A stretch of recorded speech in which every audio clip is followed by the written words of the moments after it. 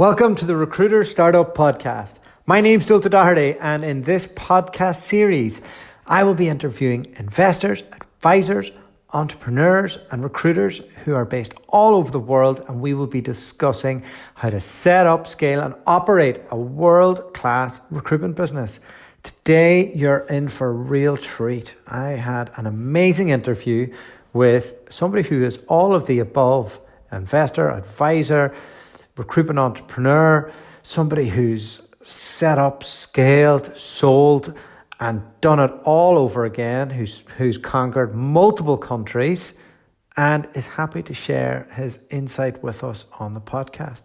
His name's Mark Znowski, and he was a fantastic guest, and I hope you all enjoy.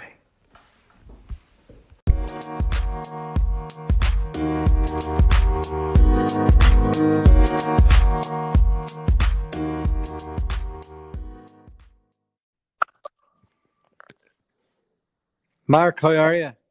I'm good. How are you? Yeah, not too bad. Not too bad at all, actually. Really excited to interview you today because you've had the full roller coaster of recruitment experiences and you've been in the industry for a long time, and there's probably not much that you haven't seen or done in it. So really keen to get into all that. But firstly, where am I calling today? Where are you? I'm in Chicago, where it is 10 a.m. In the morning. Is winter coming in the Windy City? It's okay at the moment, actually. It will be coming forcefully in the next few weeks, but at the moment it's okay. I think I definitely pick the first week of October rather than the last week of October. All right. So tell me, so you're over in Chicago, and we'll jump into that a bit later because I really want to know, because I don't know much about Chicago from a business standpoint, and I'm sure a lot of our listeners would be the same. But let's go back to the start. You left university. You did a wonderful degree in politics, by the looks of it. An easier degree, I think. How did that? What was the thoughts in doing that degree? I don't know really at the time. I think it was something I thought would be vaguely interesting. The university I picked was pretty well renowned for doing that course. It was probably I felt maybe an easier option than some of the other ones like economics and so forth. And you're from the south of England, right? Yeah, that's right. Yeah. Gone to a grammar school. Yes. Gone to a good university. Parents must have been very excited about what industry you were going to get into. What were they gunning for? They were not going for recruitment. It would be fair to say. They had me earmarked to follow my father and become an actuary or work in underwriting, something within the insurance realm. And I think it took me, even after a couple of years at S3, they said, "When are you going to get a proper job?" Whether I still have a proper job or not, I'm not sure. But yeah, but no, they had other hopes for me. It would be fair to say. They had aspirational hopes, but yeah. The industry drawed you in. Talk to me about those early days. 1997, you got into recruitment with was it Huxley back then? Yeah, it was Huxley's back then, who were predominantly known for being a banking and finance recruiter then. And I worked on the commercial team, but it was a really great company to work for. And, there was, I think so. I'm really pleased that I went over there and joined them when I did. So I joined in 1997. I had quite a number of offers at the time to do media sales. One was for Colton Television, and I also recruitment, but where I was going to be trained to in a master's in technology, so a slightly different route to the S3 route. But I met the directors and Simon Arbour, who founded S3, and it was such a tough and challenging interview. I figured that there must be something very special here just to get through the process. And yeah, July the 14th, 1997 is when I started in recruitment. How many people did they have on in the business when you joined? 25 people, of which some of the strongest characters you can imagine. Really, really old school. It was no place for shrinking violets, but a great starting point for anyone. I wonder how many businesses came out of the first 10 years of S3 in global recruitment. Phenomenal. It is absolutely phenomenal. I mean, I look at my team when I left, and you have the guy who founded Faden, the guy who founded Annapurna, or one of the founders of Annapurna, and other recruitment companies as well. So it's just, that was just in my old team. So now there are so many companies there, and I think there is a reason for that. You know, they very much teach you what good looks like, and potentially what great looks like, and they really push you, particularly at Huxley's. Then it was a tough environment, and to even last a couple of years, you had to have something about you. Tell me what. This is a bit of an out there question. Like, I worked for Robert Walters, and you know, it wasn't the toughest environment. I would say it may lack a little bit of entrepreneurial spirit there. It seemed very grounded in the way that they are. I get the impression that S3 bred something else into that generation of managers and leaders that went on to think that they could set up global recruitment companies. It can be no coincidence. Yeah, I think so. I think for me, there was people were being exited from the business. You know, people in any given month, there would definitely be 2 or 3 people getting fired, and that was a real motivator, because you thought, God, you know, they are ruthless, and they are not afraid to do it. But you're very much given. Yeah, you're given training for sure, but most of it's coaching on the job, and you're given, you know, here is either a list of contacts, get on the phone and phone them. It was very, very old school, very, very hard, but you saw people walking around with huge paychecks, which when you're just out of university is really motivating. And what they did was, there was an incredible social life there, where, you know, every Thursday night, every Friday night, there would be options to go out. You didn't necessarily need to arrange anything. The culture kind of, you know, would take care of that, and that people would be going out. So it was great fun. So there was this thought that, look, if I get it right, if I do really well, then the rewards will come to me. Fantastic. So you did 2 years, 10 months, magical time in a recruiter's life. That point when they're hitting the 33-year mark and they're saying to themselves, "Am I in this? Is this me? Yeah. Now? Is this my? Yeah. Am I me? Is it a real job? Maybe this is my thing." What was you went on to set up your own business then? Is that right? No, I was actually headhunted through. A lot of people were leaving Huxley's, and around that time, sort of H2 1999, first half of 2000, people, you know, Huxley's, you earn most of your money in commission, which was fine, but you were definitely able to get more money on your base elsewhere. Possibly, you know, maybe even a similar case now, I don't know. I was headhunted to run a company called SEC, which was part of a bigger group called the Systems International Group. It was I think about a 12 million pound business when I was headhunted to run it, based in Harrow on the Hill.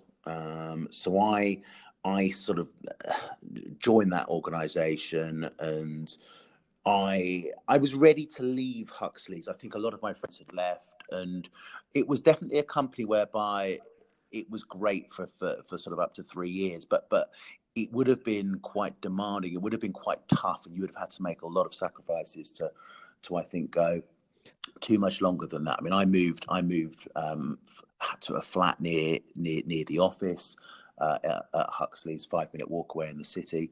And I remember, on a Sunday afternoon, that office was 30-40% full, Wow. week in, with people who were there, which was brilliant. But it was definitely going to be a case of, I don't know if it would be healthy or if it's sustainable for anyone longer term. And I think that's why they did have a little bit of attrition around that period, and definitely after that. But it was a brilliant grounding for anyone. It's funny, the work in the 90s, like I probably graduated in the early 2000s, wasn't that big a difference. But, there's a lot of talk on LinkedIn about work-life balance and mental health and all these type of things. Nobody really cared back then, did they? No. All you cared about was whether you had a 10-15 grand a month paycheck, and then saw people displaying it. There was no shame. It was very brash, sort of atmosphere environment. So it was very much, we work hard, we play hard, we earned huge figures at the age of 22, 23, 24. So it was a really infectious sort of environment. So you were super young going into a leadership role. I know Huxley pushed the people through the ranks, but you're kind of given your own train set with this new company. What was that like? What type of mistakes did you make? When I joined SEC, I probably struggled for the first 6 months. I think moving from the city, working in the city, to Harrow on the Hill, I definitely underestimated what that actually involved, and the people drove to work, for instance, in Harrow on the Hill. A lot of them, certainly sort of over 50% of them, which is a very different type of environment. It didn't have that spontaneous going for a beer maybe on a Thursday, which I've been very used to, or a Tuesday, or on a Tuesday, well, every day. But I think I was also probably too young.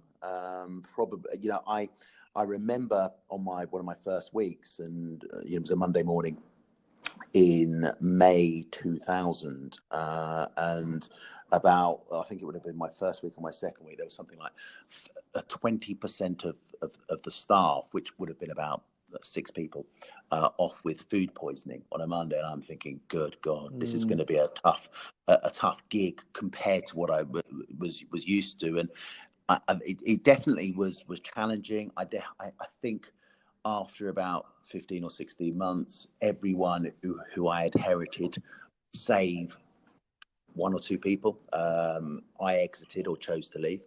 And I replaced them with what I knew, which was graduates who were very raw, who would, if you got them right, would be really bought in and really loyal to the business. But that process definitely took time, and figures were a little bit flat for that first year whilst we adapted and were sort of consolidating.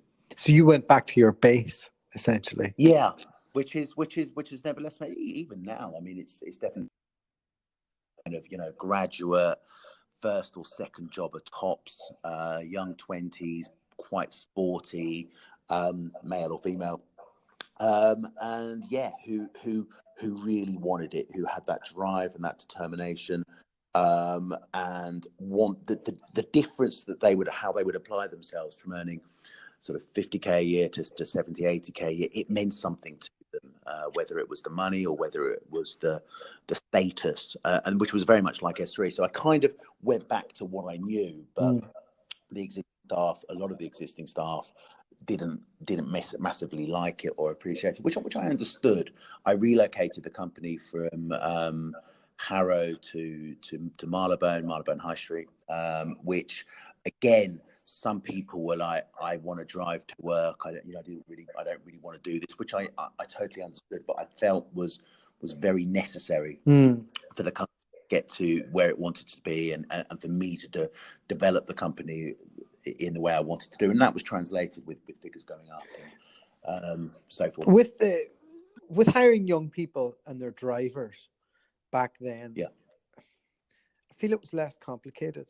Like I remember thinking, like, if I could earn 40 grand a year, being from the country in Ireland, that would be amazing. And yeah, I tend not to get asked too much about that from young graduates now. They seem to want other things. Do you find that as well, or do you find a big difference? Totally. I think, and I'm not suggesting it's a good thing or a bad thing. The people are, I find millennials, if you want to call them, they are less money motivated, and you're absolutely right. Work-life balance, and they're very, very different now. And as a manager, as a leader, you have to adapt your style completely to take into account of those sorts of factors. But sure, a part of me misses the I suppose the simpler nature of working in the earlier part of the decade. I wonder, does every generation think about that about the following generation? I wonder. Yeah. I wonder, are we just being typical of what our fathers would have said of us? Yeah, totally. But it has changed, and recruitment has changed so much, as you'll know more than anyone, that over the last 10, 15 years, and people want so much more, and it's so much more international now, and you've got to get out of your mindset. Before, I was very much a London M25 recruiter, and certainly up until 2001, 2002, that's what I was, and slowly that becomes Europe, and then as the years goes on, more countries than that. Yeah. So you've gone back to your base. You had a rocky enough first year, but you got the right people in. You did your bit. You get to that 3-year mark. Walk me through what happened then again. Yeah. So then the parent company, SEC, was sold whilst I was there, and I was on the operational board. I didn't have any shares or anything like that. Then we were acquired by a company called the RDL Corporation. They bought all of our companies, and I think they had ambitions at the time. This would have been about 2002, to become an S3. And like a lot of companies, around that period, or certainly just after, they saw how successful S3 had done it. But what people have to appreciate was that S3 had an outstanding management team, and it took a long time to get there. I mean, S3 were established, I think, 1995 or something like that. So it had taken them 10 years of getting the right people on the bus and the right people off the bus before they got that. And so we were acquired by this RDL Corporation. They went then into administration because they had acquired too many recruitment companies and didn't have the funds to complete the purchases when it came down to second or third payments. So I was very disillusioned at that, because my company, or the company I ran rather, was doing really well, was really successful. I remember being presented with a sort of FA Cup football replica trophy for having the best company in the group. This would have been December 2002. But a month later I left, because I was definitely lost confidence in working for other people, because I felt it was other people's decisions that had put me in a difficult position. And I remember we had hired people through RecDirect, and we weren't able to pay the fees. And I'm thinking, okay, this isn't my decision. My company is perfectly successful, but I'm the face of this. I'm the face of letting people down, and that didn't sit very comfortably with me. So when it came to January 2003, I took 2 of my managers with me, one as business partners, and a couple of people who worked for me, and we set up European Staffing Solutions, as it was called then, which then became Staff. and that was 2003. What were those early days like for setting up? What age were you when you set up? I was 27. I had been married, got married the previous month. Third wife, was it? So I got married the previous month, and no children or anything like that. So it was a real experience because, you know, when you're setting up a company with very limited funds, it's challenging, and you've got to show extreme patience. And you know, people who I set up with, including myself, we hadn't been on the phones. A lot of us were hands-off managers. So it was really challenging. We were in the West End doing Piccadilly Circus, in a basement floor. There were no windows. So you weren't funded then. No, it was really, really challenging. But you know, you'll know this better than anyone. You know, the highs are higher, the lows are lower. That's probably how I would describe it. And we for the first year, I think we recruited one additional person, so 5 became 6. But it was very much building up the strengthening the balance sheet, trying to be successful. And we did quite well. I think in the first year we made 400,000 profit, something like that. But it was very much, the reason for that was 3 of us weren't taking a salary, or any, you know, just paid ourselves sort of expenses and mobile phone bills, that sort of thing. So it was run as lean as you can possibly be, which we had to do. So it was just tough to live, but none of us had children, so our wives all worked at the time, so it was doable. It was doable, and then went from there. Let me take you back a step. When you were talking to people about setting up, what was the sell that you put on the guys to come join you, and how did you manage to persuade them not to take a salary? Well, 2 of the people who came with me were business partners, so owned equity from day one in the company. So they were fine.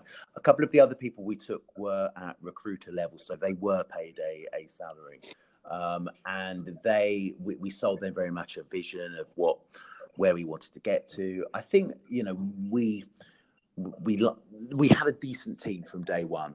Someone who knew contracts very well, someone who knew permanent work very well, myself, who had a track record, I suppose, of being in an executive position for a number of years. So it wasn't maybe as hard a sell. It was less competitive, I suppose, then as well, which did make it a little bit easier. And it was, but by the time we really went to market, which would have been about a year into the operation, you could already see that there was an ambition behind the business. We bought our first office sort of just short of under a year in the Bermondsey area, so we own the freehold. Oh, fantastic. And that kind of gave everyone a case of, you know, we mean business here. We're committed to this, and we're really going to go for it. And we did actually. We got to about 20 head count by 2005. So we recruited fairly quickly, and then we moved into another office in 2006, where we were up until the time I sold the business. And what was the sell against people who were at S3 at the time? Were you saying like we're a bit of a softer approach, or were... Yeah, to a degree, yeah. I sort of spoke a little bit about myself then, and I was like, when I was a recruiter in my first full year, I was top 2 billers within Huxley. So I kind of said, look, you know, you look at someone like myself, you may do really well in a company like S3, but it's going to be hard for you to come or be more successful than me. At the time, I think I was the fastest promotion to manager in the company's history back then. So I had kind of achieved quite a lot of success there. So it was a case of, look, come in, believe in me and my team, and we'll sort of show you what we're about and what we can do. And I did have some decent people, you know, working with me. I think my business partner, Paul Flynn, who I set staff group up with, was fantastic. And we were a real double act. And it does help, you know, if you can do it with someone else. It makes it so much easier. It's less lonely. And you've got someone that you can just kind of rely on and be sort of almost bulletproof with. There's a real skill to being able to sell your journey, and not all recruitment directors can do it. And what you just described there is a really good way of doing it, of mapping out your previous success, mapping out where you're going with the company, and then applying it to the person in front of you, and then taking them on that journey during an interview process. So by the end of it, they're in no doubt, okay, I can be this guy sitting in front of them. Yeah, I think so. I remember our website at the time was very simple. We said that we've set this business up because we are trying to establish a business that we would want to work for ourselves. And what we meant by that was to treat people with integrity, honesty, tell them good things, tell them bad things, but treat them fairly decently. I mean, I always used to say to people, I think that the decade of the 20s is everyone, male or female, sort of working prime. You typically, not all the time, but you haven't got children, you haven't got too many commitments. This is a little bit about you. You can be quite selfish in this decade, but you've got to make sure that you have the right custodians for your career, if you like. And we took that fairly seriously from a learning and development perspective. Even then, we really gave people as much as we possibly could do, and we hope that would be enough. And you know what it's like when you then recruit some good people and they grow management team, sort of that we recruited. It's 2005, 2006. We managed to retain them. They stayed on the journey until we sold the business. So talk to me about, did you pick a discipline and stick to it? Did you pick multiple? What was your strategic plan at the start, and how did that evolve as you went through? Well, we started off doing technology and telecommunications, permanent on contract. I sort of supervised the permanent team a bit more on a day-to-day basis, and Paul sort of supervised the contract team. We very much focused on those areas originally within Europe. We then moved to do finance and accountancy on a permanent basis. After that, we wanted to have slightly more strings to our bow than just doing technology, just in case there's a downturn. It can really hit you if you've got that sort of other business areas. Then you're going to be more robust to deal with those sorts of challenges. So we did that then, and then I think what I've always found I'm reasonably comfortable with is learning and recruiting within other vertical markets and within other industries, and certainly that was the strength of our Paul, my business partner, as well. So we then, over the years, we did oil and gas.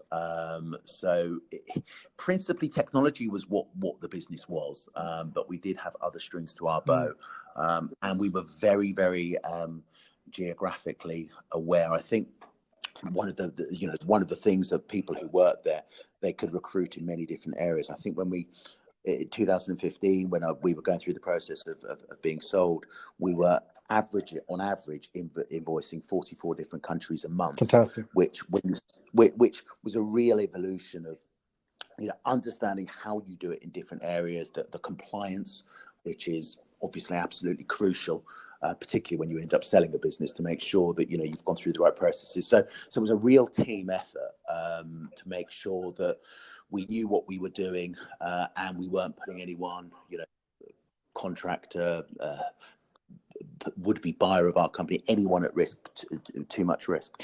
So before I jump into the sale, I'm really interested to get into that detail. But you obviously hit the recession in 2009. Yes. How shaky was that for you? Walk us through that. Yeah, it was really tough. We went down. I think contractor numbers were pretty much halved. We were, off the top of my head, went from about 130 to about 65, something like that. We then thought, right, we need to do we need to do other business areas, because we were at that point, 2008, 2009. It was that was 2008 was the most challenging year I ever had at work. And we thought that, look, we need to diversify into other areas. So that's where sort of the oil and gas business called Earth Staff was born. And that was really good, because that business was really doing well in the renewable energies market when technology was doing down. And I've tended to kind of I learned from that a lot, that not every industry in every country is all going to be bad at the same time. So you've got to be able to, it's basic sort of economics, basic demand and supply. You've got to look at where you think there is opportunity, and then really go for it and be patient with it and give it time. And so we managed to pull ourselves out from the challenges of 2008 with diversification. That's really interesting. So you're sitting in a room, the world is falling apart around you. You've been in the thick of London, the London financial services within technology and all the rest. You've done obviously the remote stuff as well. So you're a bit diversified there, but instead of sticking your head in the sand, you and your business partner look at the global market and say, okay, there's something that's going here. The oil price is rocketing, the renewable energy, let's go about that. That must have been on a bit of a wing and a prayer at the time. Yeah, it was. It really was, because we can say what we want, but the reason we chose those markets is we felt that we could maybe we looked at the competition and maybe saw an opportunity there that we could perhaps do it slightly better than they would. But it was a really crazy market, because you've got people relocating from continent to continent, maybe who have children. So the recruitment process itself was really challenging. The fees are good though, hey? The fees are good, and that's what drew us to it, both on the permanent side and the contract side of things, and it worked. I mean, I think that some of the people who worked on that market after a couple of years were all the biggest billing people in my company. The oil and gas recruiters defeated the technology recruiters. Then around 2014, when the oil price started to tank, we had the technology business had really come back, and we were able to kind of make that became 70-80% of the business at the time of we sold the company. That's fantastic. So as soon as one tap turned off, the other one, you just did. Whenever you saw that oil price going down, given your previous experience, did you transition everybody really quickly back into tech, or was that a slower? Left tech. We never left tech in the first place, so we had a lot of good people still working it. It just became more dominant in terms of its contribution to GP. But that was the oil and gas. The crash in that marketplace was as tough as I'd ever seen it. I remember some of our clients finding oil and their share price actually going down because the value of oil had gone down so much in general. So it was a really, really challenging time, and you have to accept as well, you are a little bit powerless. You are at the mercy of forces far greater than you, and you've just got to adapt. And we're recruiters, and we've got to move to where we see the next opportunity. And for us, that was technology, and it was Germany in particular. I can empathize on a lower level, because I was in Calgary with my wife, and I've mentioned this before in the podcast, and we had just accepted new jobs there, and market. Yeah. I can't explain what this crash was like. It was like everything just stopped overnight, and that was it. It was a tough one. So it was. I've never seen anything like it. Even now, it's nothing compares to that. So you must have seen incredible. Yeah, things. We moved. So that was a 10-month expedition to Canada that didn't work out so well, but it led to us doing this. So So walk me through how you managed to sell the business and the steps involved in that, because most of us won't go through this. Like less and less businesses are being Yeah. built to sell these days, realistically, the way the market is and the way technology Yeah. is. So Yeah. I'm really fascinated to jump into this piece. Who came? Did they Yeah. come to you? Did you go to them? What? No, they came to they kind of came to us. So it was called Cordon Group, and they came to us. We weren't on the market at all, but we were aware of the market. We kind of knew, you know, there weren't loads of deals being done, but we kind of knew the few deals that were being done. We kind of knew a little bit about them and maybe how the deals were structured and so forth. I think it was an interesting time. So they approached us. We were all getting to the size. I think we were about a head count of approximately 120, 125 people, something like that. Billers? Back then. No, not all billers, no, with back office and everyone in total. But we were also getting to the point whereby our turnover was approaching 60 million, 65 million, something like that. And it was very much funded by and ran by two people, myself and Paul Flynn. And there weren't many other recruitment companies then at that level of, or that size, kind of being with just sort of two people's money. And there was a lot of risk there for us because you know, you want to secure your family's position, but who is your family? You've got your family at home and you've got family who, in a way, who work for you. And you've got to make sure that you can, you know, grow and create opportunities for them.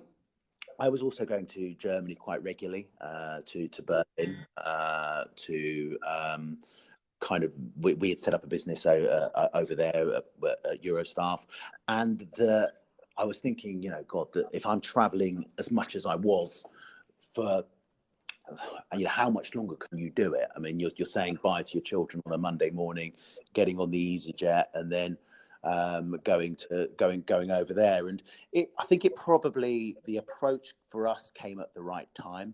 The challenge with selling your business, as anyone will know, is that if the vendor wants to get the best possible price, they need to be as little involved in the day-to-day running of the operation as possible, because why would you buy a business whereby the vendor is crucial? So that is definitely the challenge, because you're growing your management team, you're grooming your management team to run the company on a day-to-day basis. And you've got to let them get on with it, let them succeed, let them fail, let them make good decisions, let them make bad decisions. And we were kind of getting to that point. The German operation was really doing superbly. We were really fortunate, and that we were kind of in Berlin, in Germany, before virtually, you know, all our other competitors, and it wasn't as competitive as you know, other areas, and we could really show a potential buyer that they could really multiply their money going over there. That is how it's transpired, actually, because the German operation today is absolutely flourishing, and it's well run, and it's doing really well. So there's all those kind of good things. But when someone approaches you, you've got to work out what you want to do and go from there. And I think that I was still in my 30s. I was 39 when Cordon approached us, and it was What age were the kids? Yeah, it was. They were, well, my youngest one I don't even think he'd started school. He was like 4. So still a lot of family attention needed then. Yeah, 4, 7, 3 kids under 10. So they approached us, and I think the process certainly took a few months, but there was a will, I suppose, on both parties to get the deal done. There weren't many deals done around that time, particularly trade deals where a company buys another one. They were very much a UK business, did a lot of blue collar recruitment, and they wanted a professional staffing operation, which was contract heavy. And I think at the time we had a really strong contractor book, well over 400 runners, really strong. What percentage of GP? It was about 67% contract, 33% perm, and I think the average GP per runner was about £450 per week. So it was a really strong contract book. And I honestly don't think there were many other staffing businesses at the time that that perhaps could have offered a buyer what we could, which was resilience, earnings, the international footprint. We were, as sort of said earlier, really strong around the world, lots of expertise at invoicing different countries, a really good non-sales team, a really good operations team who kind of knew what they'd been doing and had been at the company for a number of years. So there were lots, I guess there were lots of sort of plus points for someone to buy. And do you have a broker at this stage, or do they have a broker, or do you both have brokers that not? No, we well, because they approached us sort of directly, from their people to our people, that we then both appointed our own brokers, and they went from there. But no one actively had to sell our business or attempted to sell our business. It was very much, we were not on the market, and I suppose we would be a good fit for them. And how do you work out? Did it come down to like them saying, look, this is the multiple of profit? And how do you negotiate which multiple when it gets down to that point? Well, that was definitely a long part. You've got different people kind of advising you, how to play it and what to do. But you've got to hold your to your guns, and you have a price in mind, and then go from that. For us, it was very much the whole, bought in price rather than the multiple that we were looking for. And we were very much sort of saying that, we are not available on the market. There's no auction going on here. You have approached us off the market, so we want to get what we believe to be a fair price for the business. And I don't know, but I think it was one of the biggest, or if not the biggest deal in 2015 in the UK staffing space.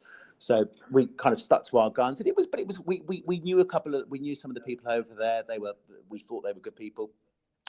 So it wasn't as painful as perhaps other deals are. Walk me through how it felt to sign that deal, and did it feel real at the start, or because you were probably contracted to be in there for a bit, did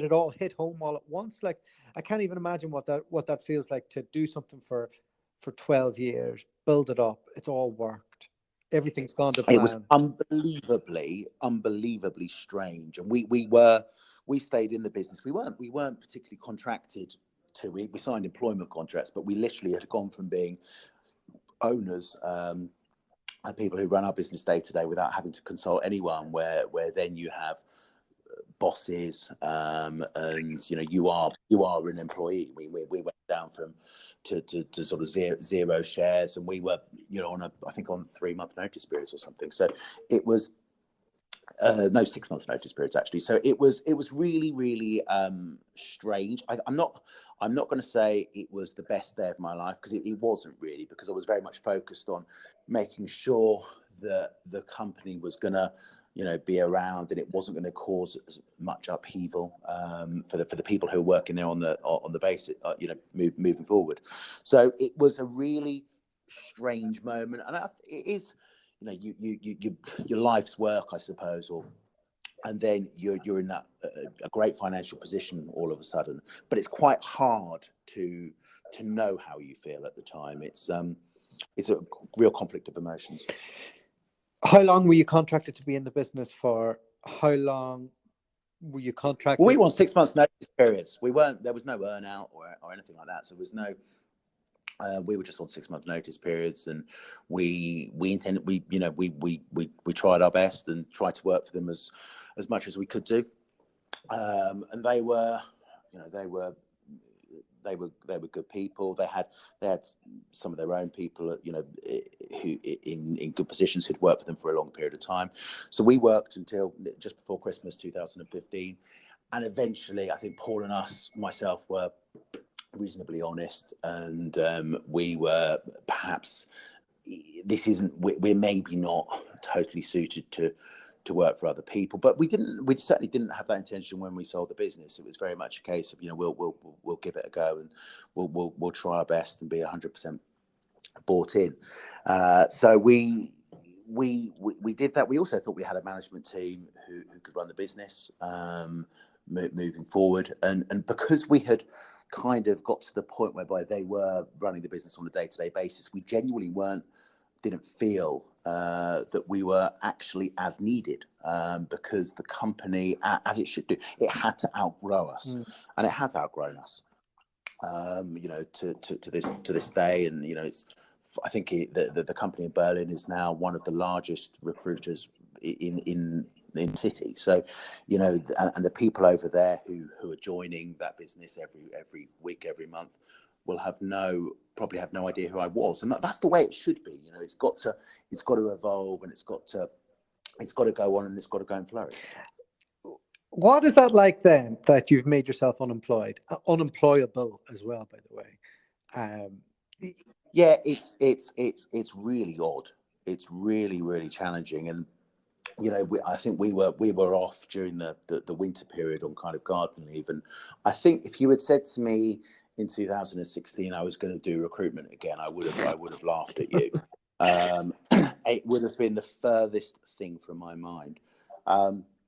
But it was a really weird situation because the kids were still very young. I think my youngest one hadn't even started reception at proper school, and you can't go away traveling and or anything like that because you're a little bit tied to home. So it was a really strange experience. I think I've spoken about this in a couple of other interviews I've done. I didn't really love it, to be honest with you, because I had no purpose. I felt I had no purpose. I was a bit bored. What did you do to entertain? I love that. Entertain yourself. I honestly. All your mates was are working. People.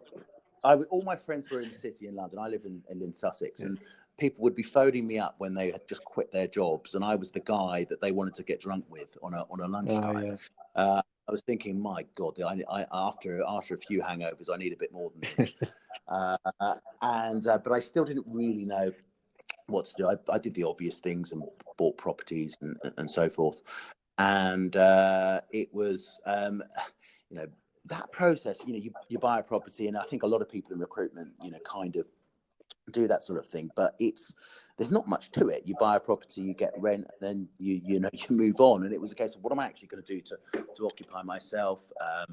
I think the buyers of the company Cordant have been pretty good to me. They've dealt with me really well and really fairly and really professionally. So I was always going to honour the covenants with them. How long was the covenant? 3 years. So they expired in the summer of this year. That's a long time to be. Be sitting on your hands. I'm getting anxious thinking about somebody as energetic as you. Wondering. No, it was madness. But I knew I could do. There were some things I could do. So I knew I could do the US as long as it wasn't something I'd done before. So I did the US. So I set up the business Engtau in Chicago. I knew people who had a lot of success in the US. I was very much Germany. So for my own, I was always going to get back into recruitment I don't need to sell a company anymore or anything like that, but I wanted to do something I hadn't done before. You're like a millennial. You need a purpose, right? Something like that. So I wanted to, for my own development, for my own motivation, I wanted to do something I hadn't done before. I set this business up sort of September, October. So about a year ago. Was your wife glad to get you out under her feet and get back to work? We did not click with me being at home all the time. I think she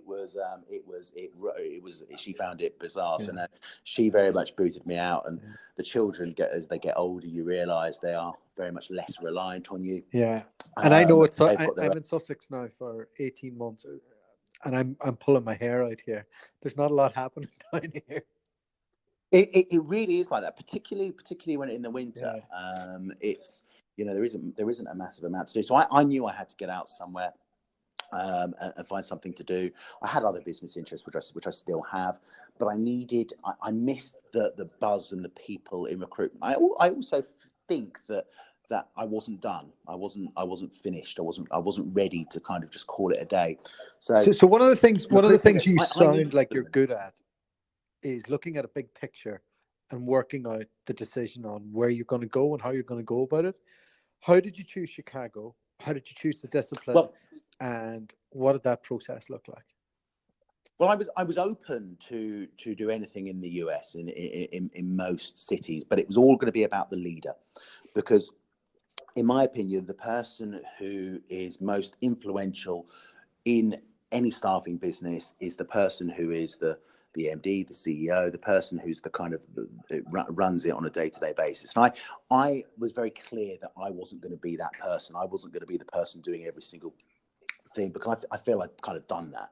So I found someone who was a British, a guy called Chris Attia, who worked for S3. I had a lot of success of taking people from S3 over the years in Germany, in London, and you know, I think although that business has changed enormously, there is a shared values, and I still think they train their people really well. But people have a shelf life there, and you have something at the start of the journey for somebody. So here's the journey I've brought people on before. This is the journey. Here's where you're at right now. If you take your seat on the bus, you're getting to this point. Yeah, exactly. And my proposition was very much, I will give you equity from meaningful equity from day one. I will provide all the resources to come to the US. I learned a lot from going to Berlin when we were in Germany, and that was not down to me at all. That was the decision was really from the country director, who said, no, let's do Berlin, when everyone else was doing Dusseldorf, Frankfurt, Munich, and Hamburg. And it was very much, sometimes you've got to avoid the herds. And if you look at the US now, you know, New York, yes, everyone goes there. San Francisco, yes. Los Angeles, yes. Boston, yes. Even Philadelphia. There's a lot more people going over to those places than they are to Chicago. And I thought I quite like the look of Chicago. I think it's the third biggest city in the country. It's right bang in the middle of the country as well. So you can kind of get pretty much anywhere within the US in 2 to 3 hours. There were lots of things I saw in it that I could compare to Berlin, where it's quite compact, it's quite easy to get about. It's very sporty, it's very young, strong university town. So it had a lot of the kind of ingredients that I was looking for. And the US market, having done it for a year, and I think I've spoken about this with you before, I think it's an incredible opportunity at the moment. I think it's a once in a generation. Yeah, once in a generation is what you said to me. Yeah, I really do think so. I think it's an incredible, I mean, I've been fortunate enough to work in many different territories, but I think it's a fantastic opportunity for anyone. And if I was talking to my 23, 24-year-old self before being, you know, married with children, I really think it's the sort of opportunity that anyone should consider from the UK. So I've had 2 kids under 2 in the last, well, my wife has had in the last little while. We're doing the house renovations right now here in West Sussex. Her mum's here, and I'm counting the days till I can move us to America. And I'm hoping that we don't miss this boom, because it's hard for me to describe. I interview some very average recruiters, and they're billing north of 500, and it blows my mind. It blows my mind, the numbers that they're doing. And I follow these Facebook groups of independent recruiters, and the numbers that they're doing as well is absolutely crazy. And some of them are saying, "Oh, this boom is too much. There's too many jobs," which. And here I am doing this. So it's hard for me to convey it to those recruiters who are based in a rundown town in the north of England. Or totally. And I think to do this job, you know, there has to be, and we've spoken about people being different, which I completely agree with, but you do get into recruitment because there is some part of you that is motivated by money. I don't think there's anything wrong with being motivated by money, as long as it's not your be all and end all. But the level, you're absolutely right, the level of billing that people are doing over here, certainly not just for me, I mean, everywhere is absolutely huge. You know, you've got people doing $50,000, $60,000, $70,000 in a month on permanent in their second or third month. I mean, as much as everyone wants to say that's down to them, it's clearly a market thing. You can't get too carried away with the highs or as we've spoken about with oil and gas, with the lows. But the opportunity over here is life changing. I think I would expect people to if you're decent, you should be able to earn over $200,000 a year fairly quickly. Which in the UK, I'm going to say that the average salary for a recruiter would, all in, including their commission, would be 50,000 per annum. Completely. I agree with you. And I get so many excuses on why they can't do it, but it just comes down to taking your opportunity at times. So, what's the plan moving forward? Do you see another sale on the horizon? Do you see multiple? No, offices? I don't. I think it could happen, but I don't think you can ever plan another sale. You can make yourself attractive to suitors, and I think, for instance, in a few years' time, if someone wanted a specialist engineering company in the Midwest that was really well known by clients, candidates, and the local communities alike, we would probably tick a few of those boxes. But I've no particular aspirations to sell it, partly because I quite like the joys of the day to day. But you've got my plan on the sort of the next 2-3 years is I want to grow this business in the Midwest in particular, so recruiting in Michigan, Indiana, Ohio, Wisconsin, all those kind of states, and to really make it us the sort of staffing company of choice for candidates, clients, and want to be recruiters as well, and create a great culture, which we're kind of hopefully on the way to doing. What challenges do you have in scaling the business in a great marketplace? It's definitely retaining the right talent, which I do think if you're a good enough manager, you should be able to do. But it's definitely retaining the right talent. It's making sure that your education and your training is fit for purpose. Candidates that we place do have options. It reminds me of 1998, 99. A lot of candidates do have multiple offers, particularly the better ones, and you've got to be able to position yourself to be their one. But it's all about the people. Recruitment and staffing. People can complicate it on LinkedIn and everything like that. But if you've got good people, you've got to keep those good people, and you've got to motivate, empower, and give them as many opportunities as they can, as they can welcome, and treat them with real decency and honestly care for them a little bit. Really take your role as their sort of custodian, quite importantly. It's an interesting marketplace, and I think I went into some of this with Kieran Behan from fading a little bit on here. Yeah. Finding talent in America in a culture where people work from home and have a wee independent shop and don't really want to be part of a business is a real challenge. How do you go about hiring Americans and really getting them to buy into what you're about? It's not easy. I cannot stress how much choice graduates or second jobbers, certainly around the Midwest, have. And you've got to approach them. You've got to use the obvious methods of approaching them and selling your story. And you're going to appeal to some people or not. I mean, speaking to other people who run staffing businesses in the US, there are distractions. I mean, you've got someone like Netflix paying 6-figure base salaries to people with 18 months experience of recruitment to work for them in a sales capacity. You've got Salesforce. I mean, I've got them round the corner here.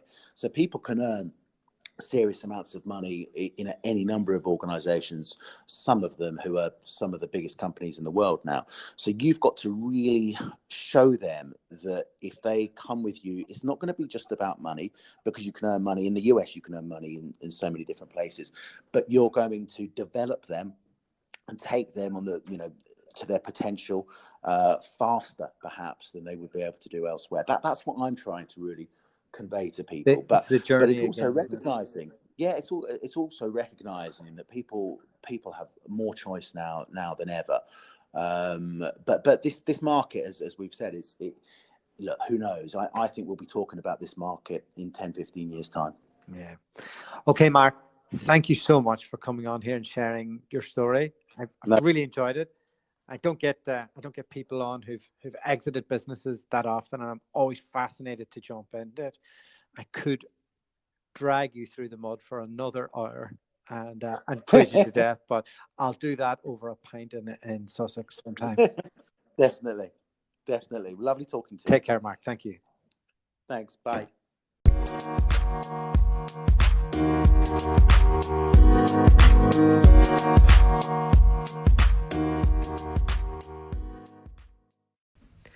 Well, I really enjoyed speaking to Mark, and it's just great to get to pick an entrepreneur's brain for an hour on how they set up, how they sold their business, and why on earth they're going back to do it all over again. And in his case, I think it was pretty evident. He is just an entrepreneur. He can't help himself. He could have doesn't have to do this. He's doing this because he loves it, because he's obsessed with the next thing, the next project, and just loves our industry and wants to get into it. So really massive thank you. Really enjoyed it. And if any of you who are listening who would like to maybe get in touch with Mark, he's hiring for his Chicago office right now. So looking to speak to specialist engineering recruiters from the UK who can go over there. He's just got his E2 sponsorship things all sorted and is offering relocation and the works. So if you're interested, hit me up. Till next time, take care. The podcast you just heard was made using Anchor. Ever thought about making your own podcast? Anchor makes it really easy for anyone to get started. It's a one-stop shop for recording, hosting, and distributing podcasts. Best of all, it's 100% free. Sign up now at anchor.fm/new. That's anchor.fm/new to get started.